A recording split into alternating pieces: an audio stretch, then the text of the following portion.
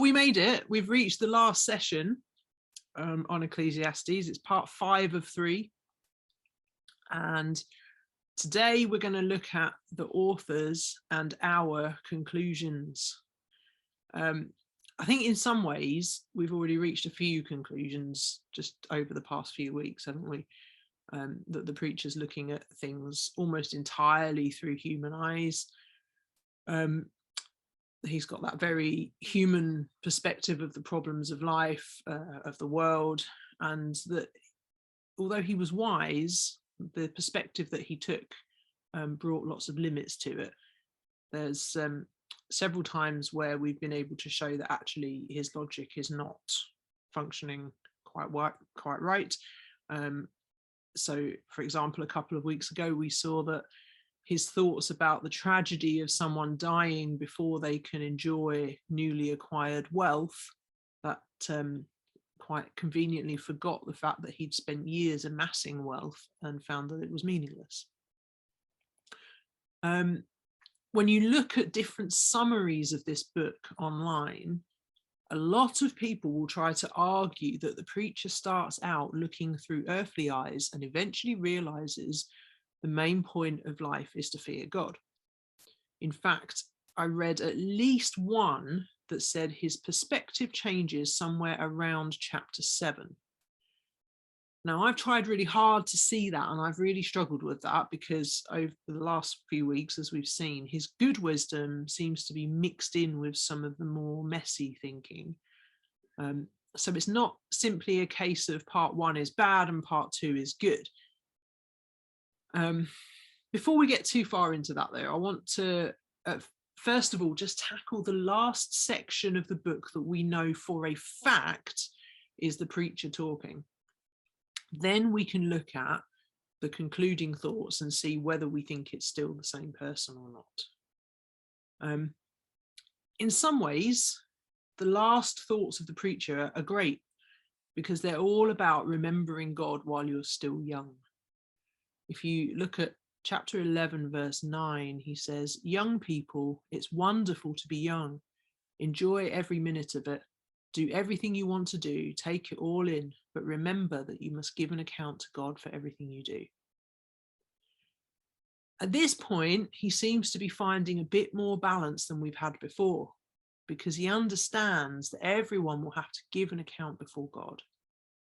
But he's still on a rather hedonistic train of thought that we should do everything we want to do and chase earthly pleasures. Now, in some ways, I agree with him that we should make the most of being young and enjoy ourselves, but only so far as it fits with a life that's devoted to God. We could easily argue that he's saying the same thing, so that's encouraging. When we move into the final chapter, chapter 12, he starts really, really well with this statement: "Don't let the excitement of youth cause you to forget your Creator. Honor him in your youth before you grow old and say life is not pleasant anymore." Now that's spot on, isn't it? Honor God while you're still young. Don't squander that first part of your life and not bother to connect with God. You know, he's been keen to point out elsewhere, it's not actually guaranteed that you'll get to live to be old anyway. But I do have quite a problem with how the passage carries on, not because it's necessarily inaccurate, but because of how overwhelmingly negative it is. So I want to read the whole thing, picking up from verse 2. Okay. Again, this is the NLT. "Remember him before the light of the sun, moon, and stars is dim to your old eyes, and rain clouds continually darken your sky. Remember him before your legs, the guards of your house, start to tremble, and before your shoulders, the strong men stoop. Remember him before your teeth, your few remaining servants stop grinding, and before your eyes, the women looking through windows see dimly.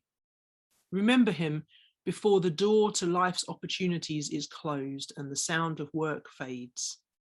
Now you rise at the first chirping of the birds, but then all their sounds will grow faint.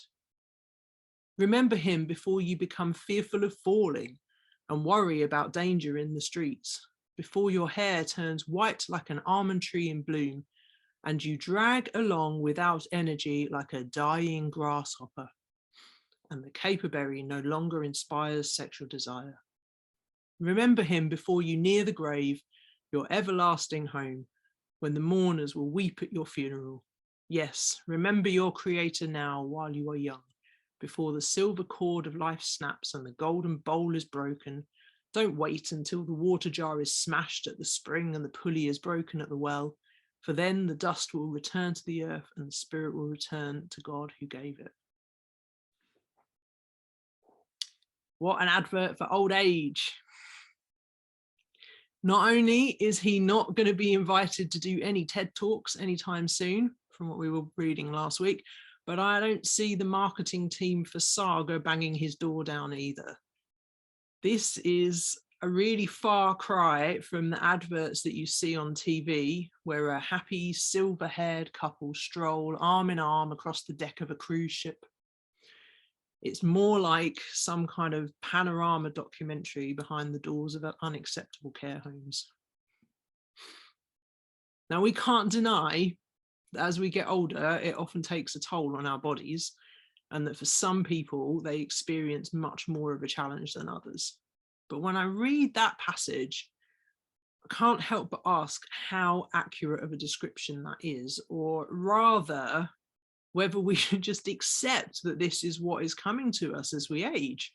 Is it inevitable that one day I will drag along like a dying grasshopper?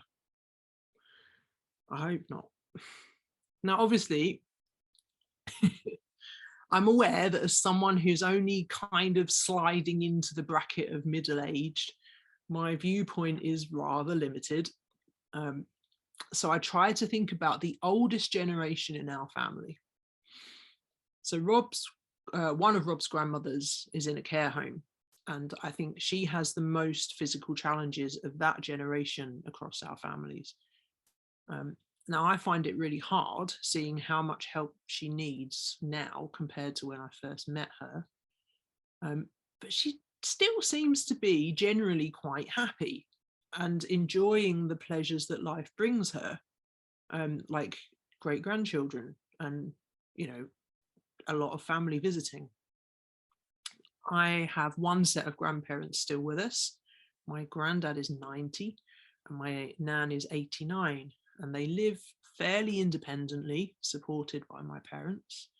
Between them, they've had various health issues, particularly my nan. She's a bit of a walking miracle, really.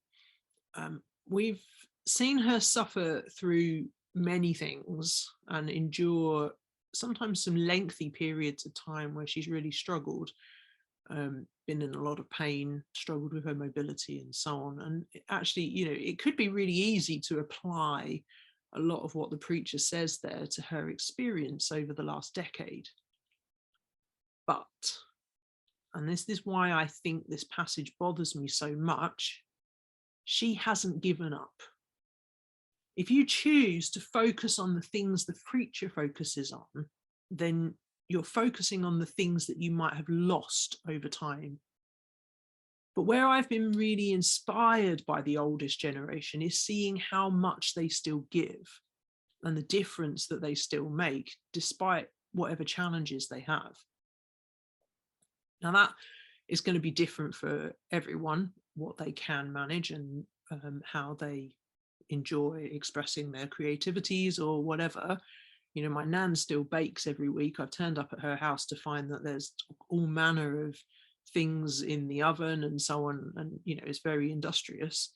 And then I thought of Captain Tom as well, and the way that he raised so much money by walking around his care home. It was a small thing that he felt he was capable of doing, but he could still do it, and he did it and made a big difference.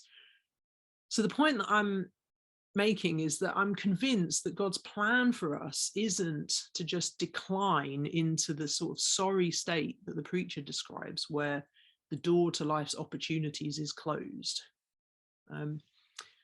I think his descriptions might hold some material truth for some people as their bodies age. But I think the underlying mood of it contradicts what we find in the New Testament, because there we're told in 2 Corinthians 4:16, so we do not lose heart, though our outer self is wasting away, our inner self is being renewed day by day. As Mark said before, if you're not dead, you're not done. Not only can we be in faith for God to restore things the enemy's tried to steal from us, but we can be confident that the work God is doing in us continues every single day. We're told that in the last days, God will pour out his Spirit on all flesh. And along with that, it says that old men will dream dreams. So no matter how old you are, even if you spend a lot of the day needing to have naps, God still wants to speak through you. Okay, and we need the oldest among us to continue bringing their wisdom and what God shows them as they seek him. So I was quite keen to tackle that passage because although I absolutely agree that we should seek God in our youth, I couldn't reconcile myself to any suggestion that living is only for the young. And I have to take the time to encourage anyone that's watching this that wherever we're at in life, God has purpose for us and we can still make a difference. So I had thought that after throwing verse 8 on the end of that passage, we would have reached the end of what the preacher had to say and then be moving into the section that seems to be written more by the author of the book. I thought verse 9 was probably the one where I need to dig quite deep, because this is the verse that should give us the best idea of whether the author is a different person to the preacher. So I looked it up in various translations. I looked at the Hebrew, and I didn't really discover a lot more than what we've already worked out. Then I decided to look at some commentaries, and it got a bit more interesting.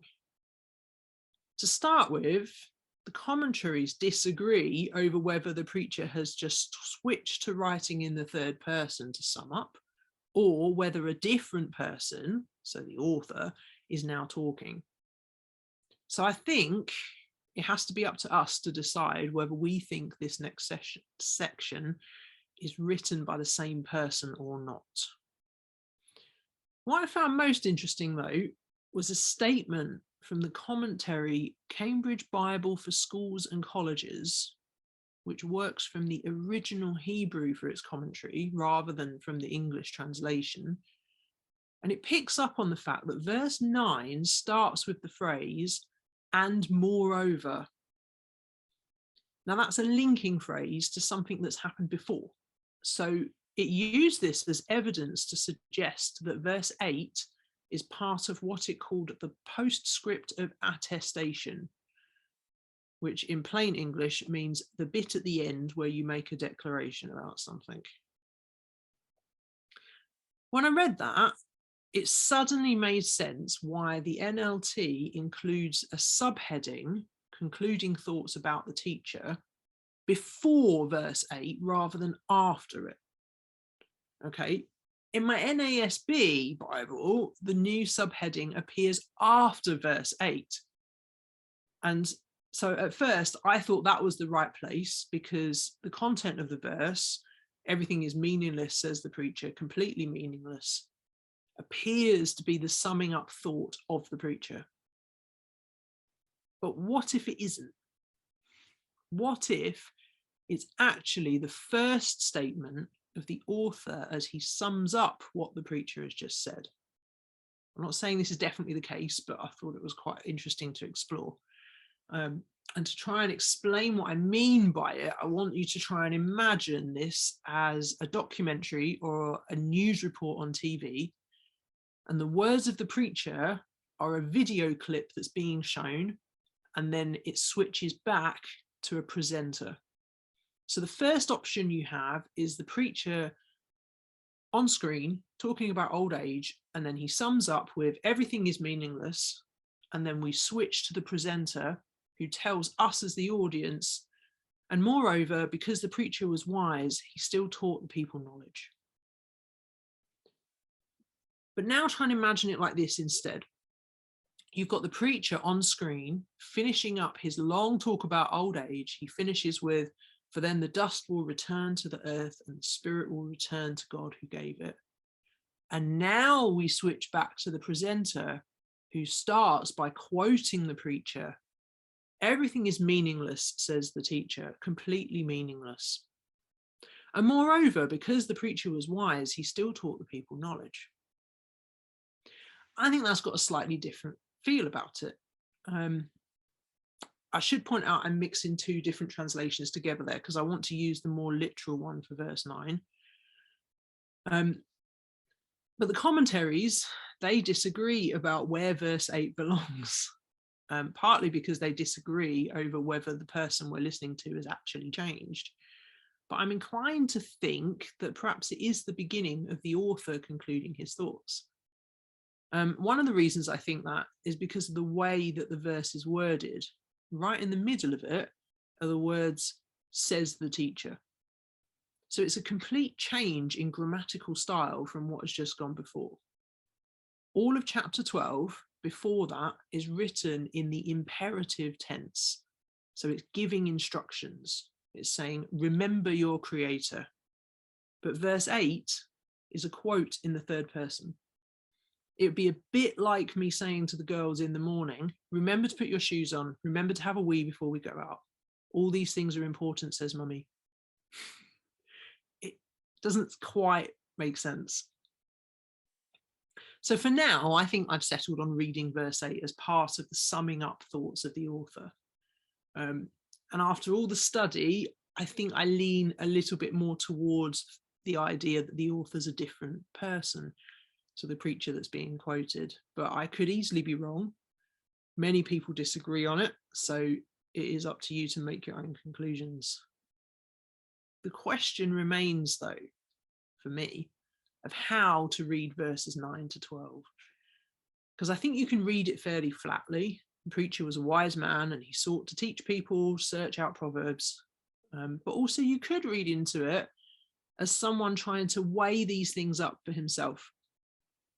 So consequently, it's important how we interpret verses 10 and 11. And I've tried to get nitty gritty in the wording here. I'm aware this is quite intense. I do apologize.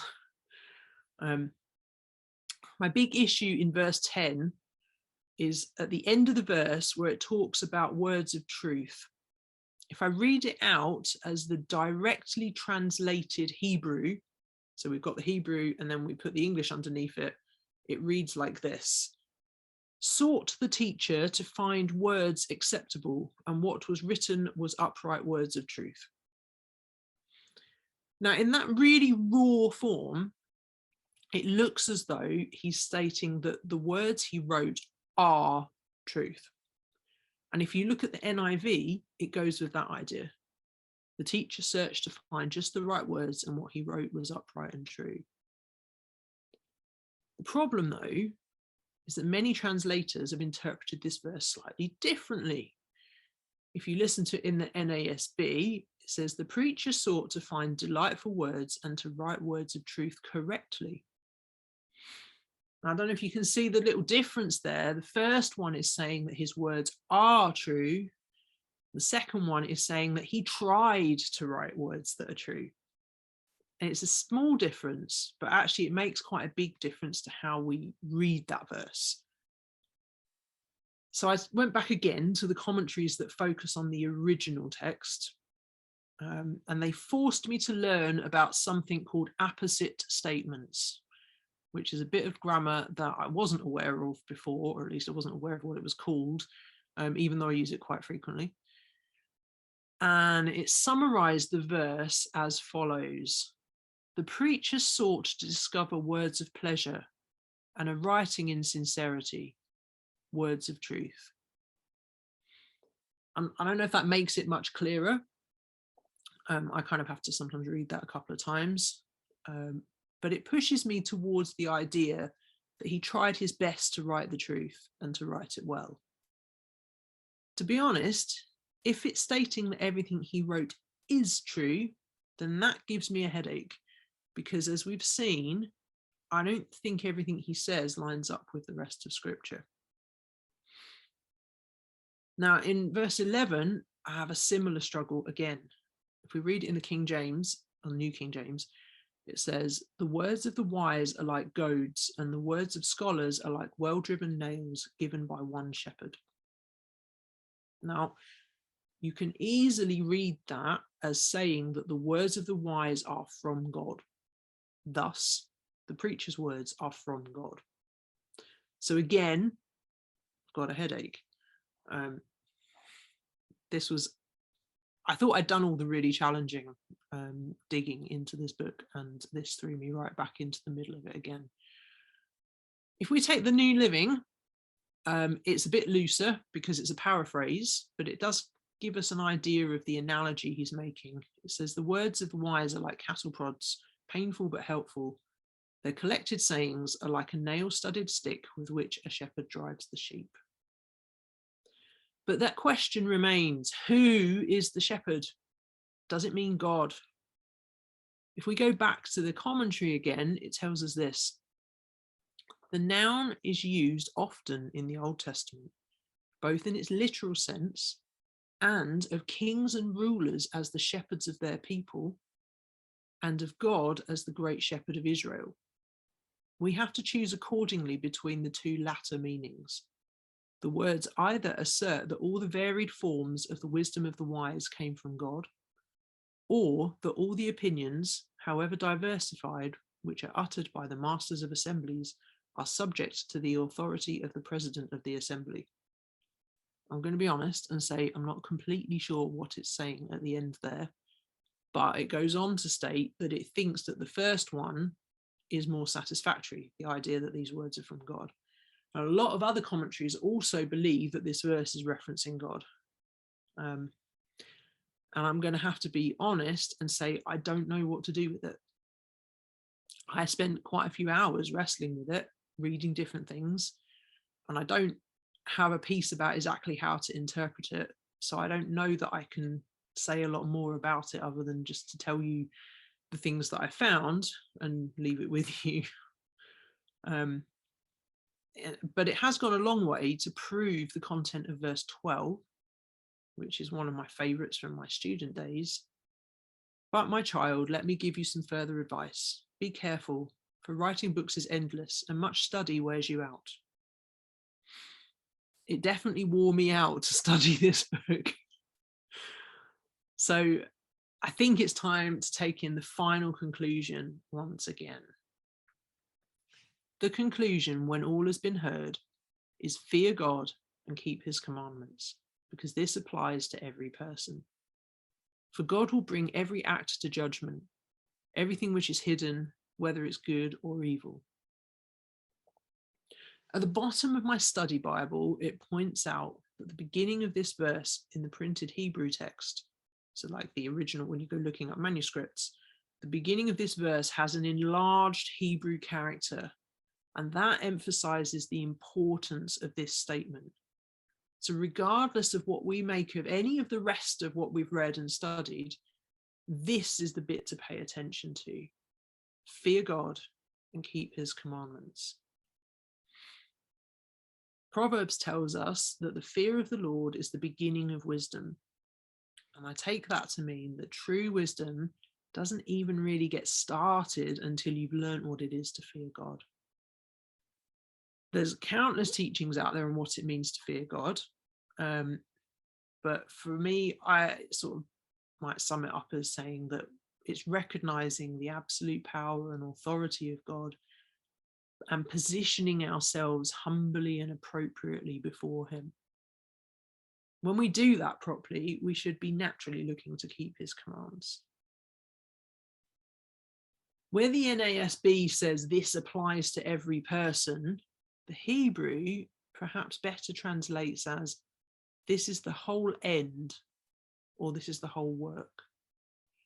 And it does carry this idea with it that it applies to everyone, meaning that after all the various considerations the preacher has made, the sum of what man needs to know and do is this: to fear God and keep his commands.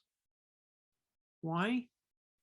Because he did recognize previously man will one day have to stand before God and account for his actions, both good and bad.